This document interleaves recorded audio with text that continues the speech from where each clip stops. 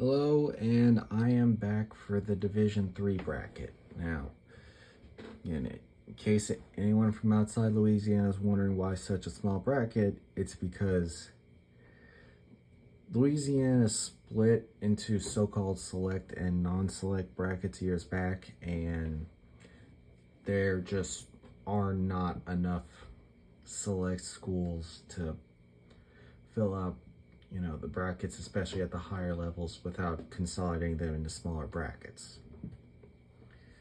But anyway, now there are also another side note. There are officially 13 teams in Division 3, but 2 of them opted out of the playoffs. I fully expected them to opt out going in. So anyway, looking at these 3 matchups now, these are all obvious picks to me. I mean, Dunham Menard has been struggling badly all year. I mean, they've had several close games that they've lost, but it was against much inferior competition to this Dunham team. Aquinas and Pope John Paul, I thought this might have been a tough competition. Then I went look at their schedules. They played each other week 10, and Aquinas won 35-3. Yeah, I'm not expecting Pope John Paul to turn things around in 1 week. Lastly, Central Episcopal and Catholic in New Iberia. Now, these teams also played each other. In district, Central Episcopal won 29-0. Might be a little closer this time because Catholic was missing a few players last time. I'm still fully expecting them to move on. Okay, now, round 2. First of all, let me get the games I want to get out of the way first. I mean, this Notre Dame team is just there. It's a physical country boy team. That's how they play every year. They're gonna run their wide zone. They're gonna play good defense. St. Charles is a pretty similar team, except they're more power-based run. They play good defense. Special teams is more of a factor in how they play.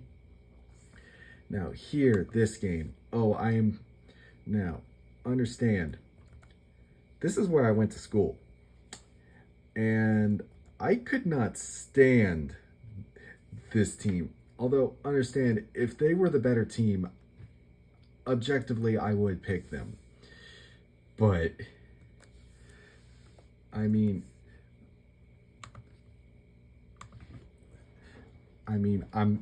part of the reason why I'm picking them is, some of the teams they beat. First of all, they have a common opponent. They lost to them in overtime.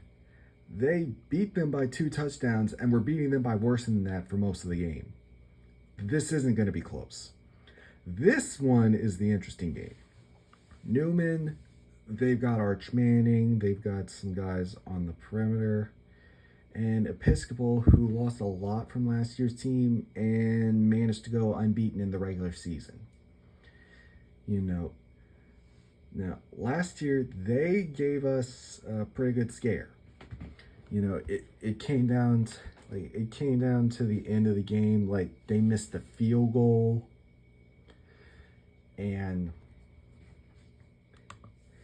yeah, but that was with the quarterback that went to UAB. That was with, a couple I think both running backs from last year's team have graduated. So I don't have a good idea of what kind of team they have.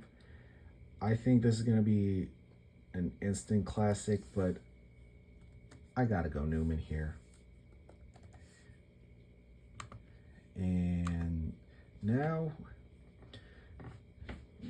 and a rematch of last year's semifinal, which was a 21-7 win for Lafayette Christian.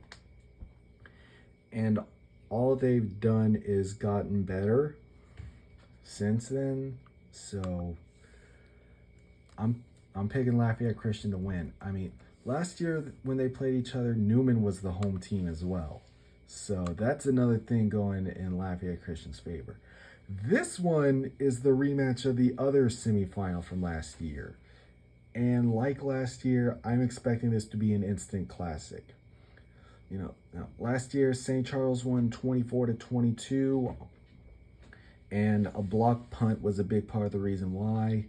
And if you followed St. Charles, you know, like, them getting block punts is not a fluke. That's part of their DNA. That's part of their identity. You know, they're gonna make a play on special teams. They're gonna play good defense, and you better hope you have enough to counteract that. And